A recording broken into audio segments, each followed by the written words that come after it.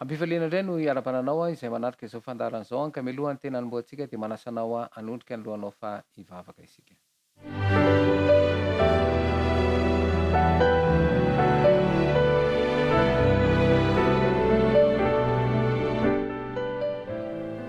Hivavaka isika rahalay izay ny an-danitro ianao ilay raina ny lanitra sy ny tany tompotompo mpanjaka ny mpanjaka may mpanjavatra ilay atolotsay ho anao rery ihany ny dera sy ny laza ary ny voninahitra mandrakizay ny tsy fahafezana ny sainana ka mahatonga no teo anadreo ka tanina fotona aminao zany ankehitriny sotranao jesosy a mety fotoana izay fandraisanay aminao ity fahazavany-saina avy amin'ny fanahy-masina ny zava-sainanay fa ny mantakasika fotonao ary afanakionay zany ka hitona fiainam-baovao anay ny teny mpinonina sy angatana amin'ny anaranao jesosy kristy mivavaka amen.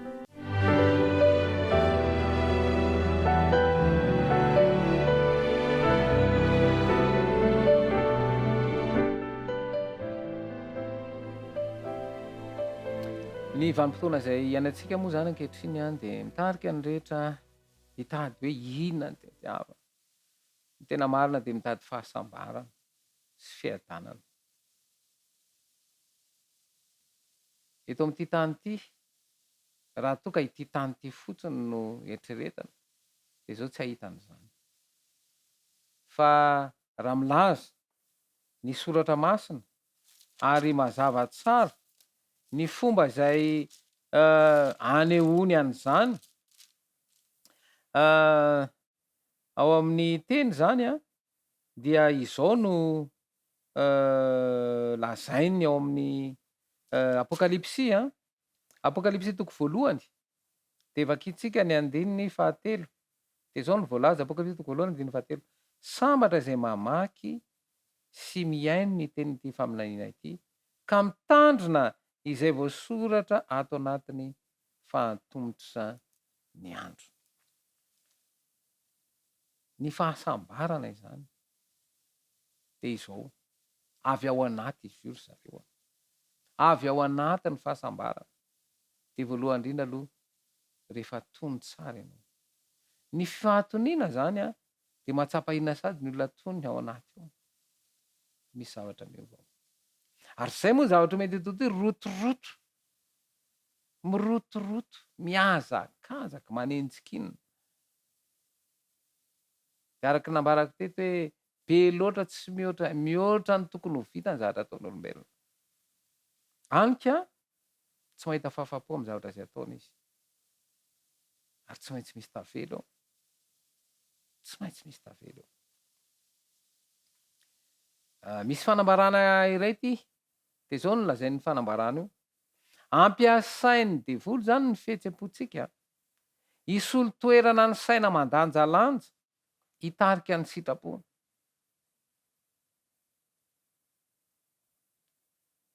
Tsy misy manontany akory hoe impiry moa zany izao ireo fanapahan-kevitra raisina isan'andro amin'ny alalan'ny fihetsem-po fa tsy amin'ny alalan'ny fampiasaina ny saina mandanjalanja. Ary eo indrindra tsy avelan'ny mpanjakan'izao famaizina izao hanana saina mandanjalanja ny olona fa dia tarihiny dia ampiasaina mihitsy ity voambolana ity mandrirotra ny izy mandrirotra ny sainao hiala eo amin'Andriamanitra, hiala eo amin'ilay tena manome an'ilay fahasambarana sy fiadanana. Araka nambarako teo moa fahasambarana moa zany a dia tsy ny fahatsapana izay omeny mpahary izay miainga ao anaty ao ihany. Fa ny fiadanana kosa dia izao. Io zany a fiadanam-po izy io izay Jesosy no mamena izy io. Dia ny fahatsapanao fiadanam-po dia ao anatin'io krizy izay manjohanao io a omeny anao ilay fiadanam-po.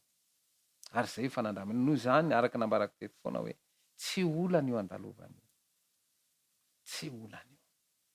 Fa hitarika anao hitady ilay tena vahaolana.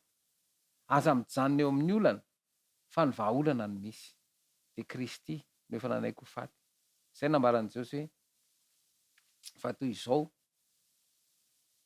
no nitiavany izao rehetra zao, nomeny ny zanany lahy tokana mba tsy ho very izay rehetra mino azy fanina fiaina mandrakizay.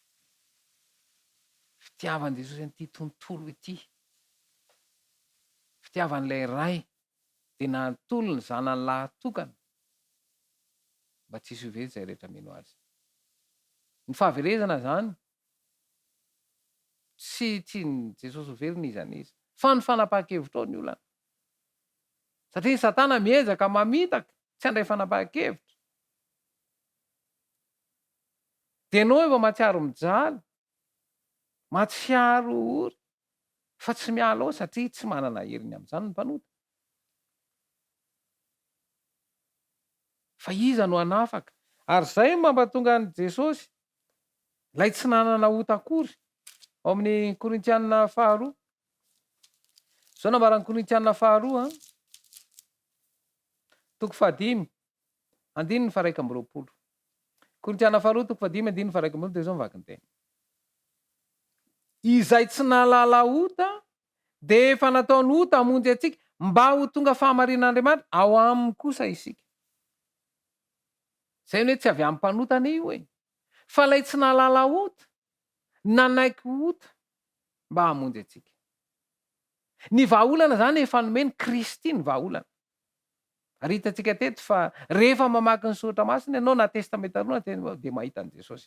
Fa zay moa avilony rehetra any amin'ny fahalalana, fahaizana, fanaovana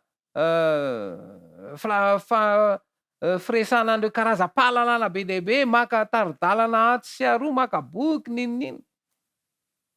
De lasa adino ilay tena fandinihana ny soratra masina. Ka eto zany de manambara mazava fa tena ilaina ny fifantohana. Ary fifantohana io de tena zava-dehibe. Ahoana nefa ny ahafahanao tonga mifantoka de zao.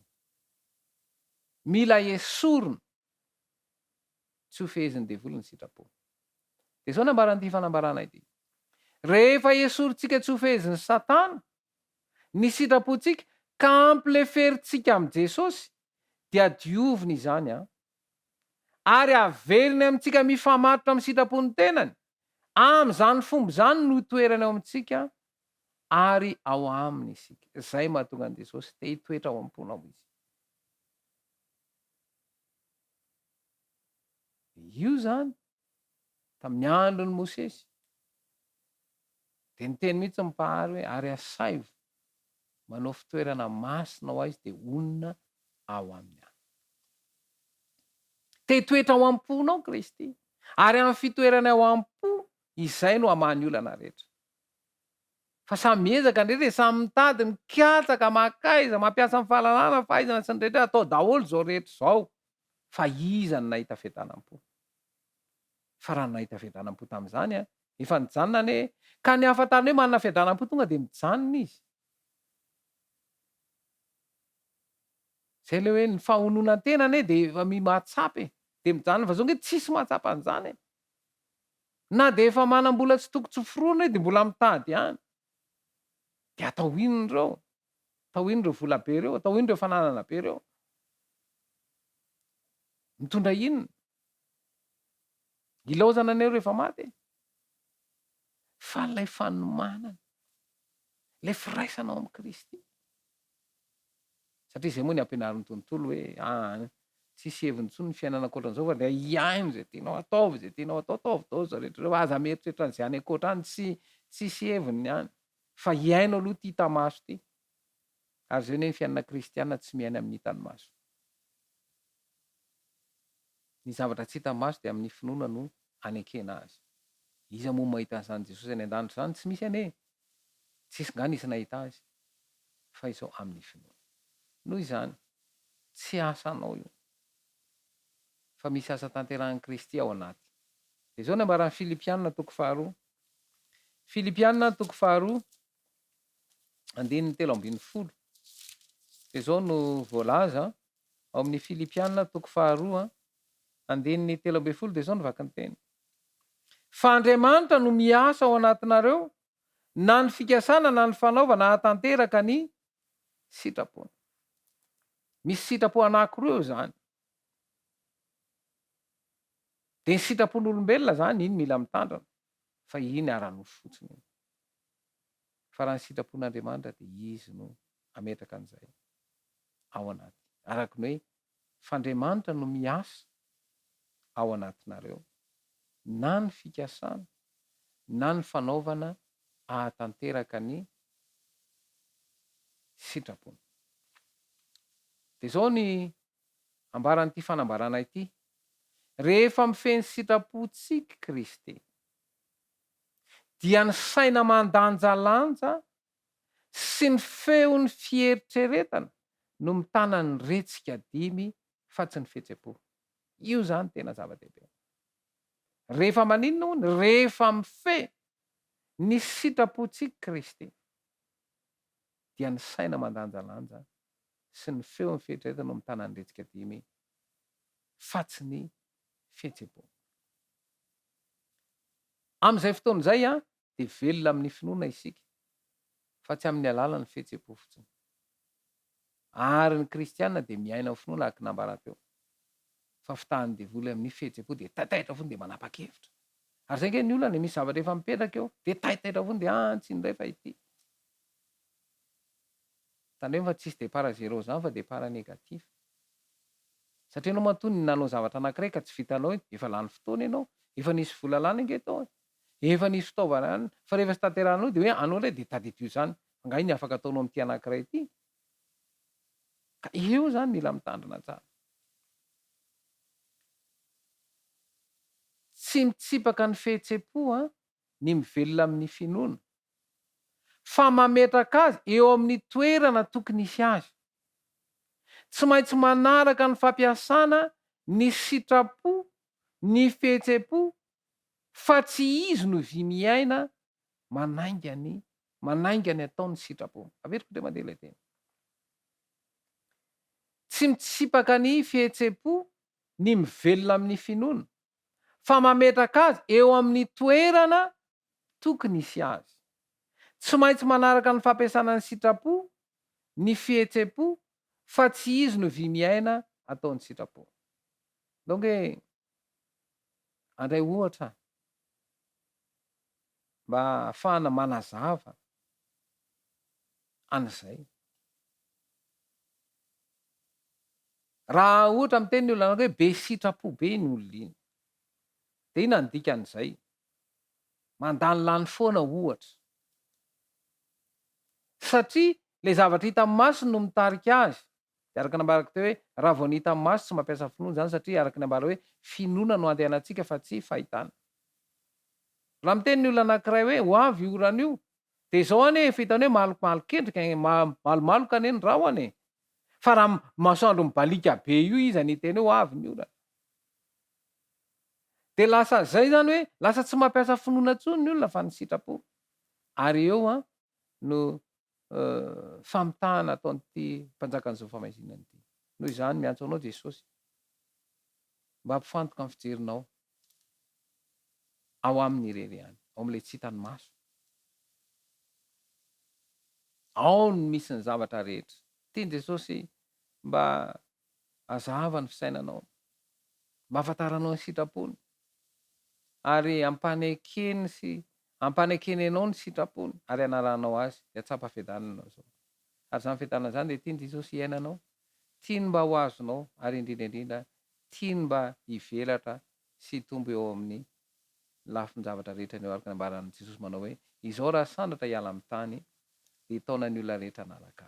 Raha manaiky ianao ary maray farakely de ao apetraka Jesosy amin'ilay toerana izay tena tokony hisy ianao, izay tsisy ny ady saina be io, fa hisy fifandraisana tsy tapaka eo am' Jesosy any.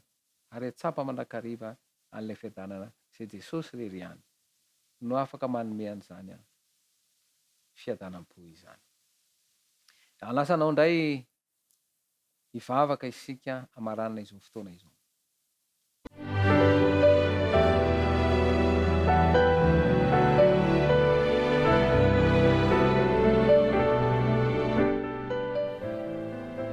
mivavaka isika misaotra anao Jesosy malala no famindram-pozo-fitiavanao mbola nomenao teny indray izay mamelombelona ny sainanay ary manokatra ny masom-panahinay ahafahanay mahafantany sitraponao satria mbola miezaka rakariva mamilo ny sainanay hiala ao aminao izy fiarahamonina izy ary mangataka manokana aminao ny mba ahafahanay mahafantatra zany sitraponao izany ka tsy ho voafitaky ny renarena zao fiainana zao vahoaka samy atsapy izany fiainana zany zay tsiray ronono sy angatana amin'nanao Jesosy Kristy mivavaka amen.